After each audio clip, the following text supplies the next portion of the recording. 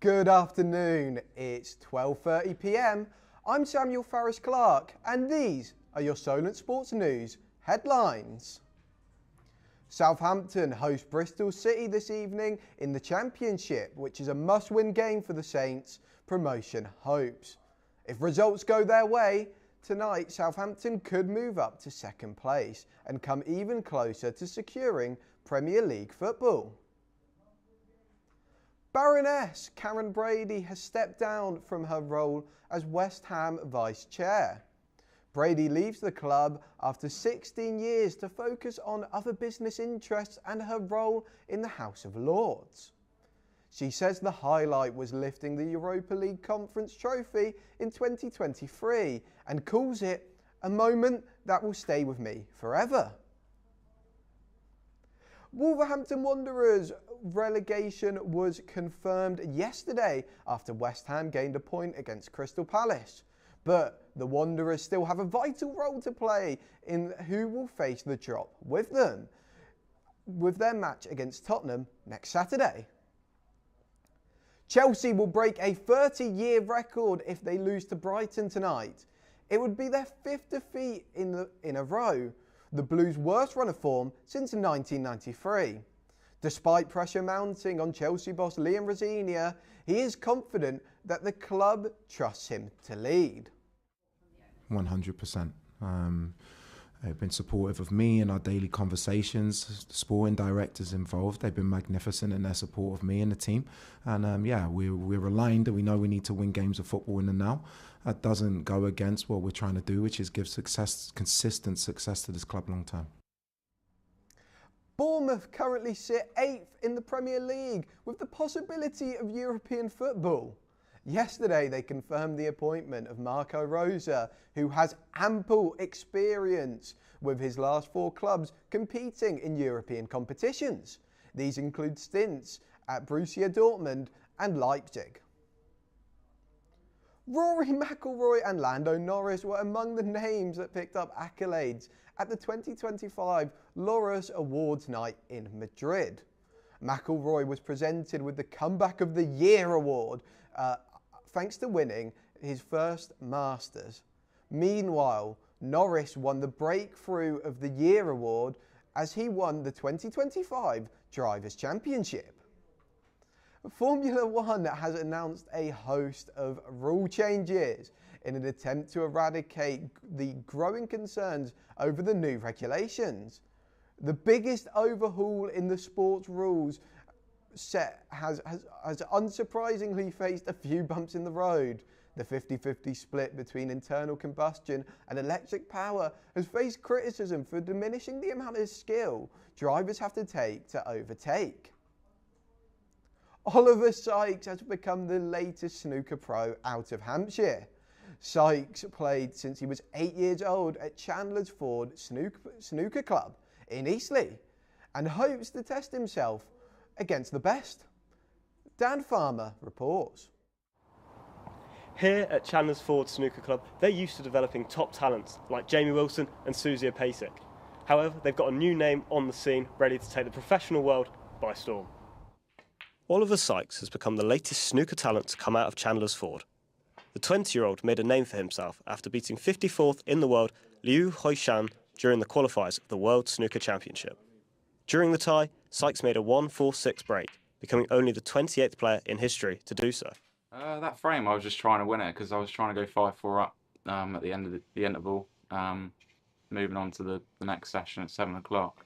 But yeah, I wasn't really thinking of making a big break. It just happened at the right time. At just 16 years old, Sykes became the champion at Chandler's Ford. Club manager Zoe Thompson has known about his talent for a long time. And there's one day, I don't know why, I just really brave. I asked for a game from him, and he gave me 147 head start, and he still beat me. So. Sykes confirmed his place on the professional tour last month by reaching the final of the European Snooker Championship. The card allows him 2 years on the tour starting from the 26-27 snooker season. Sykes is excited by the prospect of playing the best in the game. Yeah, I think the next 2 years I'll have a lot of experience against the top players. Hopefully I'll have a few scalps against the big pros like Trump or Ronnie. But yeah, I think the main thing is to sort of try and stay on the tour throughout the 2 years.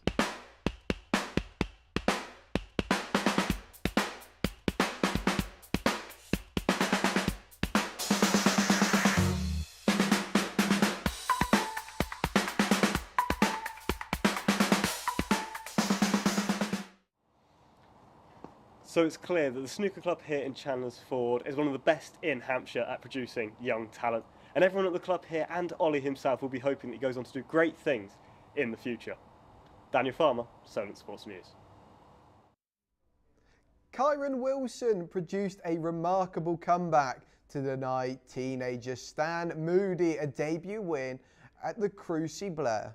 The English international came back from a 7-3 down to win the match 10-7, winning 7 straight frames in the process. Wilson now advances to the round of 16 with fellow Englishmen Judd Trump and Ronnie O'Sullivan in round of 32 action today. MMA has become one of the most popular sports in the 21st century.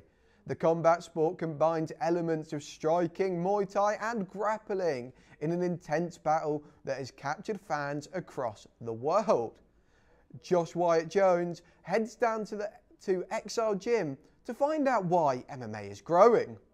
MMA has exploded in recent years, with the UFC quickly emerging as a rival to boxing. Sellout arenas, young stars, and a fan base who are reshaping the fight game. But is its popularity down to some of the techniques, or is it purely down to the dangers that come with it? MMA is quickly growing into one of the world's biggest sports with an annual growth rate of 12% according to PTF Lab. From Conor McGregor to Tony Ferguson, personalities have always been a big draw for the UFC, with an estimated revenue of $1.3 billion in 2025. The gap on boxing is closing. The fans of the sport will know people on the undercard. They'll know the first fight on the card, the guys on Fight Pass. They'll know the third fight on the undercard. Obviously, Paddy in the UK is doing quite well. I think for the general population, people like Paddy, these brash, big personalities, the sport needs them. But I think for the purists, you need your Ilia Toporias. So you look at that guy.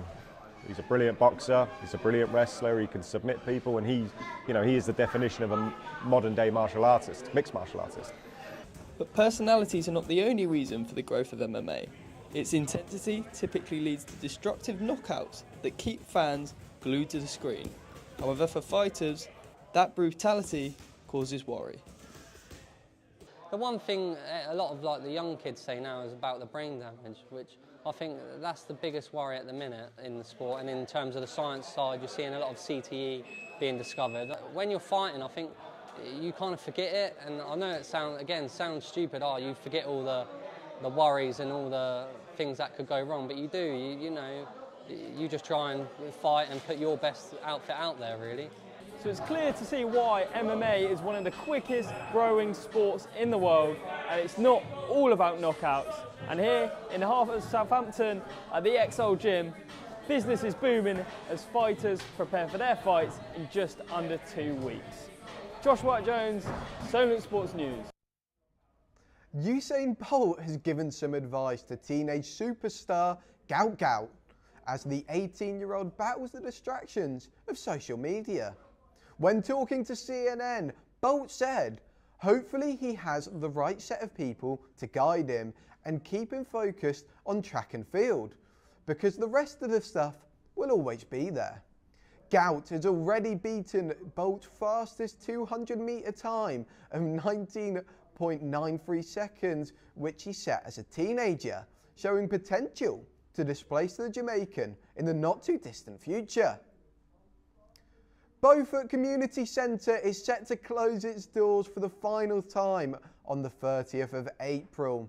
Many sports clubs, such as historical fencing, are based at this centre, meaning they will have to find another home if they are to continue their pastime.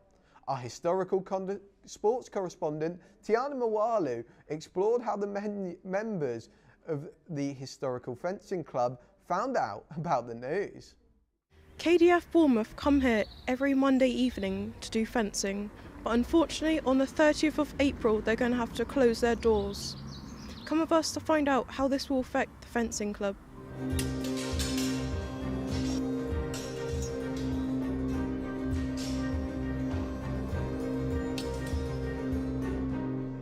In just 9 days, Beaufort Community Centre will be shut. The trustees of Beaufort Community Centre charity claimed in an email to parents that they were closing due to lack of income from the cost of living crisis and current global conflicts. 18 staff have been made redundant, with local councillor Jeff Hanna labelling 2 weeks' notice as shocking and understandably distressing. We just heard about it Friday night in an email, and so quite a shocker because we've been here over 10 years. Yeah. So now we've got to find something else that works for us, which we need space and the right time, and so we're looking. Yeah, we've been talking about finding another venue to host at, so yeah, I think there's a few around Bournemouth, so hopefully we'll be able to continue, and also we're kind of on a mailing list, so hopefully we'll hear, like, if they reopen the place, we can come back. Despite the recent unfortunate news, everyone here at KDF Bournemouth loves to do fencing, and hopefully they'll find a new venue soon. Tiana Moalu, Solent Sport News. The PGA Tour looks set not to return to Hawaii in 2027, which will be the first time in 63 years. The event held in Maui, Hawaii, had to be cancelled this season due to draft conditions at the course. Hawaii has been host to a minimum of one event since 1965, when the Sony Open began. The Waterside Table Tennis Club have created their very own seniors and veterans tournament in Totten. The recent success of the film Marty Supreme has resulted in many new players looking to join clubs. Ashley Whiteway attended their most recent competition to find out more. Over 40 participants took part in an event held at Testwood Secondary School, open to those at the senior and veteran level, with a cash prize of £200 up for grabs for the winner. Table Tennis Championships returned to the UK 100 years on from its inaugural competition in London. While I'm not at the Copy Box or even Wembley Arena, that doesn't mean I'm very far from ping pong action of my own here at the Supreme Freight Waterside Tournament in Totten. The question on my mind being, what sort of impact the tournament will have on the popularity of table tennis in the country? Let's go find out.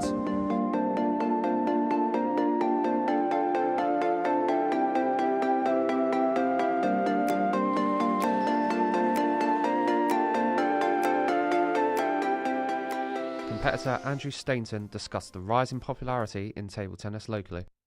There's been a big increase in interest, things like Master Supreme film coming out. There's been a lot of interest on table tennis both in America and here, so it's suddenly increased. There's more people looking into joining the sport and playing, so definitely the levels of interest in the sport have increased, which is really good because it's been struggling in some ways for the last few years to attract new players and to really grow, given that there are other sports that are bigger or more popular at the moment, like football and rugby. Things like that have always got a big crowd, big spectatorship. In terms of globalization and commercially, they're much bigger, so there's more interest there. So it's trying to get a sport that's more niche but really good to do well.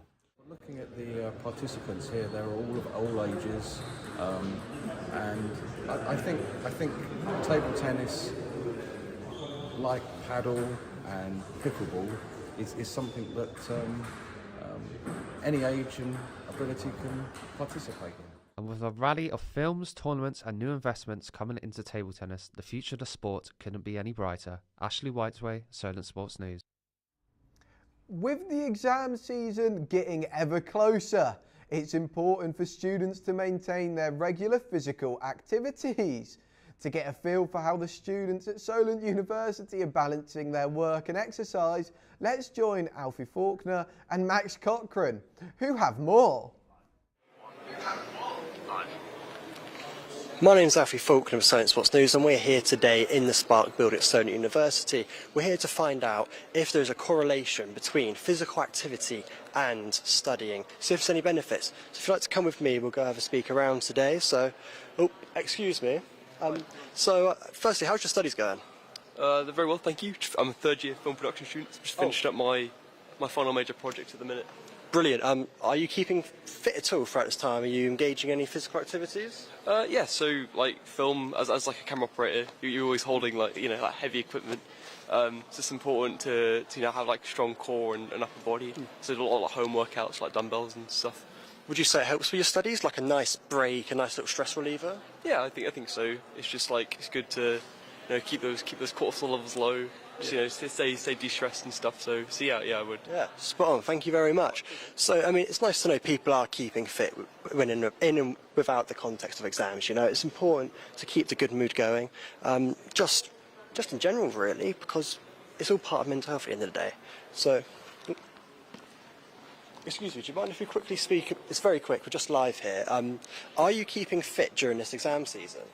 I would say so, yeah. I would say this is probably the best time to keep fit, keep your mind off the exams. And yeah, I would say I'm probably the fittest I've ever been during exam season, so yeah. Spot on. Would you say that's been helping you at all, your concentration, keeping calm, stress relief? Yeah, 100%. I think that's exactly sort of the reason why it's probably the most important to do that now, so yeah. So what kind of ones have you been doing? Have you been going on a walk, run, jog, or just general gym work? Bit of everything, really. I like to go on, I wouldn't say too longer runs, I would say probably about 5K is probably the furthest I'd run. And hill sprints and stuff like that is really good for you. And then just general gym stuff in between as well. Well, yeah, thank you very much for that. So now we're going to pass over to me earlier when we were in the Solent Sports Complex speaking to someone more professional. So, as exam season looms, people are beginning to eliminate things from their day-to-day routine, one of them being exercise. So, sources have been saying that exercise can improve mood, focus and mental health. So I'm joined with Joe Clarkson today, one of the instructors here at Solent Sports Complex, to discuss this matter.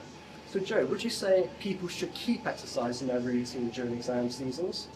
Yeah, 100%. I feel like with exams you can kind of get yourself in a bit of a rut, sitting at home or sitting in the library all day over a laptop, and kind of cause a bit of issues with kind of physically, kind of start around the shoulders a bit.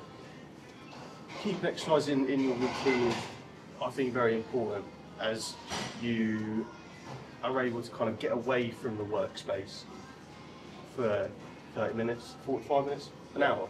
And it just gives you something else where you can just forget about your revision, forget about your dissertation, and you can just not think about it. Yeah, so obviously it's a stressful time for anyone doing exams. So obviously there's a feel-good factor with doing exercise. Do you reckon that would play a key part in people passing their exams by releasing endorphins? Yeah, of course. As I said, because you give yourself a break from the work, and coming to the gym, by going for a 5K run, by going for an PR, it releases those endorphins and makes you kind of feel really good about yourself. It kind of, gives you that sense of accomplishment that you've achieved something, and you go home kind of feeling fresh, feeling maybe a bit sore, but you're feeling like you maybe have a different outlook on your work. Maybe it gives you that time to look over a question or come back with a different look on it and use a different approach. Of course, and like I say, would you say it's definitely a mental factor to doing this? It will improve mood, mental health, which is key to the exam period.